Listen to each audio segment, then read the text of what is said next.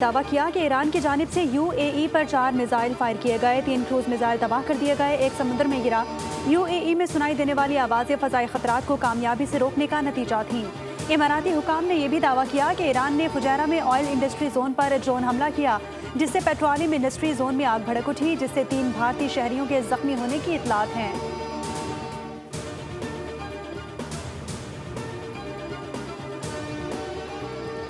ایران کا آبنائے ہرمز میں وارننگ نظر انداز کرنے والے امریکی بحری جہاز پر میزائلوں سے حملہ۔ ایرانی خبر ایجنسی کا کہنا ہے کہ حملوں کے بعد US نیول ڈسٹرائر جہاز پسپا اختیار کرنے اور علاقے سے بھاگنے پر مجبور ہو گیا۔ امریکی سینٹکام نے کہا کہ آبنائے ہرمز میں کسی امریکی بحری جہاز پر میزائل نہیں لگا۔ متحدہ عرب امارات نے بھی دعویٰ کیا کہ آبنائے ہرمز میں ایران نے اس کے آئل ٹینکر پر 2 ڈرونز فائر کیے، تاہم اس حملے میں کوئی جانی نقصان نہیں ہوا۔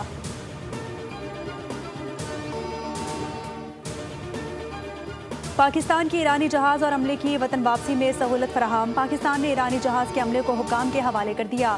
پاکستان کی جانب سے 22 افراد کو ایرانی حکام کے سپرد کیا گیا۔ جہاز کو بھی مرمت کے بعد پاکستان کی سمندری حدود سے واپس ایران کے حوالے کیا جائے گا۔ نائب وزیر اعظم اسحاق ڈار نے کہا، اقدام خطے میں اعتماد سازی کے لیے اہم پیش رفت ہے۔ ترجمان دفتر خارجہ نے کہا، پاکستان خطے میں امن کے لیے جاری ثالثی کی کوششوں کو جاری رکھے گا۔ ہم مکالمے اور سفارتکاری کو فروغ دینے میں اپنا کردار ادا کرتے رہیں گے۔ Was not the victory of weapons alone. It was a triumph of resolve. It was a triumph of unity. Pakistan stood as one. Our armed forces fought with courage, discipline, and honor. Victory is measured by dignity preserved, by sovereignty defended, by the message sent to the world. مارکہ حق پاکستان کی تاریخ کا سنہرا باب ہے۔ پاکستان کی فتح کو 1 سال مکمل ہونے پر سندھ حکومت کی جانب سے شاندار تقریب۔ چیئرمین پیپلز پارٹی بلاول بھٹو نے خطاب میں کہا کہ مارکہ حق کے دوران ہر پاکستانی نے اپنا کردار بھرپور انداز میں نبھایا۔ پاکستانی قوم نے میدان جنگ میں دشمن کو شکست دی۔ پاکستانی سفارتکاروں نے بھی سفارتی محاذ پر بھرپور انداز میں دشمن کا مقابلہ کیا اور دنیا کو واضح پیغام دیا کہ پاکستانی قوم جھکنے والی نہیں ہے۔ انہوں نے مزید کہا کہ یہ کامیابی قومی یکجہتی، قربانی اور مشترکہ جدوجہد کا نتیجہ ہے، جس پر پوری قوم کو فخر ہے۔ آپریشن 1 کی کچھ گھنٹوں میں بھارت مقابلہ نہیں کر سکا اور یہ کامیابی ہماری آرمڈ فورسز کی تھی۔ خوشی کا دن ہے، مارکہ حق ہوا اور جب ہماری فورسز نے دشمن کو منہ توڑ جواب دیا تو وہ دن کسی عید یا کسی تہوار سے کم نہیں تھا۔ 1 سال قبل بھارت نے پاکستان کی طرف میلی آنکھ سے دیکھا، جس کا پوری قوم اور مسلح افواج نے متحد ہو کر جواب دیا۔ چند گھنٹوں میں بھارت کو ایسا جواب ملا کہ اسے اپنی اصلی حیثیت کا اندازہ ہو گیا۔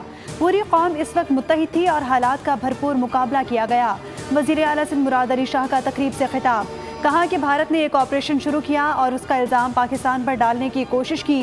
سینئر وزیر شرجیل انعام میمن نے کہا، ہماری افواج نے بھارت کو عبرتناک جواب دیا۔ دشمن کو منہ توڑ جواب دینا ہمارے لیے عید کا دن تھا۔ پاکستان ایک مضبوط ملک ہے۔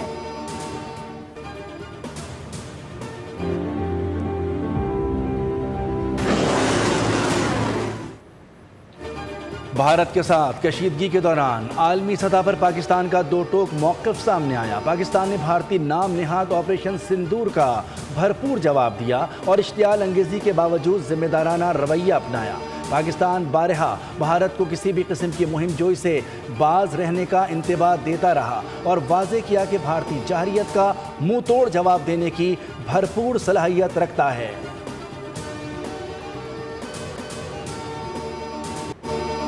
مئی 2025 کے مارکہ حق میں فخر پاکستان JF-17 تھنڈر بلاک 3 طیاروں نے دشمن کے خلاف سیسا پلائے دیوار بن کر دفاع وطن کا مقدس فریضہ انجام دیا۔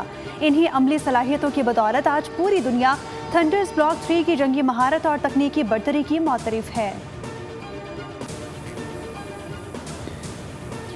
نائب وزیر اعظم اور وزیر خارجہ اسحاق ڈار کی ایرانی وزیر خارجہ عباس عراقچی سے ٹیلی فونک گفتگو۔ دونوں رہنماؤں نے اہم علاقائی صورتحال پر تبادلہ خیال کیا۔ خطے میں امن و استحکام کے لیے پاکستان کی جاری کوششوں پر بات چیت کی۔ ایرانی وزیر خارجہ نے ثالثی کے لیے پاکستان کے مثبت کردار اور پرخلوص کوششوں کو سراہا۔ اسحاق ڈار کی ناروے کے نائب وزیر خارجہ سے ملاقات ہوئی۔ ترجمان دفتر خارجہ کے مطابق دونوں رہنماؤں نے خطے کی بدلتی ہوئی صورتحال پر تفصیلی تبادلہ خیال کیا۔ اسحاق ڈار نے علاقائی امن و استحکام کے لیے پاکستان کی سفارتی کوششوں کو اجاگر کیا۔ گرم ہوائیں، لو کے تھپیڑے اور آگ برساتا سورج، پارہ 44.1 ڈگری ریکارڈ، محسوس 50 ڈگری کیا گیا۔ سال کا گرم ترین دن ریکارڈ، دادو اور نوابشاہ میں 47 ڈگری ریکارڈ، حیدرآباد میں 46، مٹھی میں 45، سکھر میں 44، طبی میں 43 اور ملتان میں درجہ حرارت 40 ڈگری تک پہنچ گیا۔ کراچی کے مختلف علاقوں سے 10 افراد کی لاشیں برآمد، موت گرمی کی شدت سے ہوئی یا پھر نشے کی زیادتی کی وجہ سے، تحقیقات جاری ہیں۔ حکام کا کہنا ہے کہ برآمد لاشوں میں سے متعدد کی شناخت بھی نہیں ہو سکی۔ 3 دن میں ہلاک ہونے والوں کی تعداد 19 ہو گئی۔ پنجاب کے مختلف اضلاع میں تیز ہواؤں، گرج چمک، موسلادھار بارش اور ژالہ باری نے موسم کا نقشہ بدل دیا۔ جہلم اور گرد و نواح میں شدید بارش اور ژالہ باری کے باعث موسم خوشگوار۔ شاہراہوں پر پانی جمع ہونے سے ٹریفک کی روانی متاثر۔ میاں والی، چکوال، تلہ گنگ اور کلر کہار میں موسلادھار بارش اور ژالہ باری۔ فیصل آباد اور جھنگ میں بھی گرج چمک کے ساتھ بارش۔ سرگودا میں طوفانی ہواؤں اور موسلادھار بارش سے کئی درخت جڑوں سے اکھڑ گئے۔ نشیبی علاقے زیر آب آ گئے۔ زمین کے درجہ حرارت میں اضافہ ہو رہا ہے۔ موسمیاتی تبدیلیوں کی وجہ سے پاکستان سب سے زیادہ متاثر ہو رہا ہے۔ چیئرمین NDMA انعام حیدر ملک کا کہنا ہے کہ درجہ حرارت میں اضافہ دنیا کے لیے خطرہ ہے۔ موسمیاتی تبدیلیوں کے منفی اثرات سے نمٹنے کے لیے سب کو اپنا کردار ادا کرنا ہوگا۔ ٹرمپ کا آبنائے ہرمز میں پھنسے جہاز نکالنے کا اعلان، رکاوٹ ڈالنے کی کوشش پر سخت رد عمل کی دھمکی۔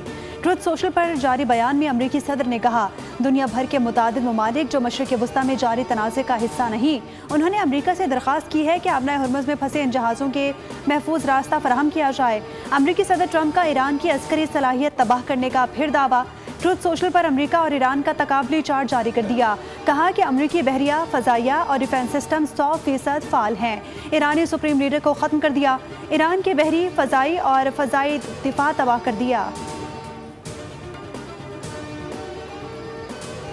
آبنائے ہرمز میں مداخلت، جنگ بندی کی خلاف ورزی تصور کی جائے گی۔ ایران کی امریکی آپریشن کے اعلان پر سخت وارننگ۔ ایرانی پارلیمنٹ کی نیشنل سیکیورٹی کمیشن کے سربراہ ابراہیم عزیزی نے کہا ہے کہ امریکہ کو ایک ناممکن فوجی آپریشن اور ایران کے ساتھ ایک کڑی ڈیل میں سے کسی ایک کا انتخاب کرنا ہوگا۔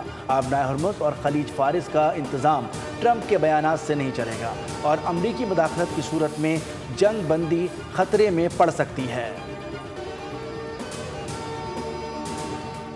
امریکی وزیر خزانہ اسکاٹ بیسنٹ نے فاکس نیوز سے گفتگو میں آبنائے ہرمز پر مکمل کنٹرول کا دعویٰ کر دیا، ساتھ ہی آبنائے ہرمز کھلوانے کے لیے چین سے حمایت بھی مانگ لی۔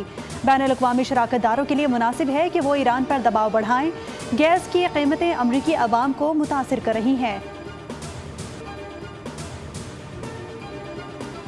قانون سب کے لیے برابر ہے، ایسا نہیں ہو سکتا کہ غریب کے لیے قانون الگ ہو اور امیر کے لیے الگ۔ پاکستان کی تاریخ میں اتنا بڑا فراڈ نہیں ہوا ہوگا جس میں سیاستدان، بیوروکریٹس، ججز، بینکرز ہر ایک ملوث ہے۔ وفاقی وزیر داخلہ محسن نقوی کی صحافیوں سے گفتگو، کہا کہ 1 کانسٹیٹیوشن ایونیو سے میرا موقف بالکل آج بھی وہی ہے جو پہلے دن سے تھا۔ ہمیں ان لوگوں کے پیچھے جانا چاہیے جنہوں نے اس ملک کو نقصان پہنچایا۔ سبسکرائب کریں اور بیل دبائیں تاکہ کوئی خبر رہ نہ جائے۔